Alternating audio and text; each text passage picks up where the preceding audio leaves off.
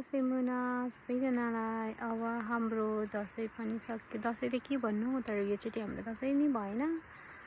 अनि हामी चाहिँ अहिले गाउँमा छौँ। अनि दसैँ अब त्यस्तै भइहाल्यो।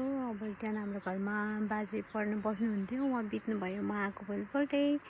सो हामीले चाहिँ यसरी दसैँ पनि मान्न पाएनौँ। अनि अब एक हप्ता भयो हामी गाउँ बसेको। अब हामी सबैजना भोलि जाँदैछौँ गाईघाट।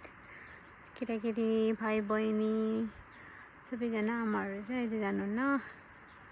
हामी चाहिँ जाँदैछौँ भोलि। आज चाहिँ हाम्रो अब अन्तिम दिन हो यहाँ। अब फेरि तिहारको बेलामा आउँछु। तिनीहरूको पनि बिदा भएपछि म चाहिँ खोटाङ जाँदैछु अबको 2-3 दिन पछि चाहिँ। अनि यो चाहिँ मेरो घरको गाउँको भ्यू हो। धान पाकेर पहेँलै भएको छ गाइस। घर मुनि घर माथि सबै ठाउँमा। यतापट्टि पनि छ खेत, यता पनि छ। धान पाकिसक्यो अब चाहिँ फाइनली हाम्रो यहाँ। म चाहिँ अहिले यहाँ छु गाउँमा। यस्तै भयो योचोटिको दसैँ। अब चाहिँ नेक्स्ट इयर चाहिँ थाहा छैन कस्तो हुन्छ भन्ने कुरा।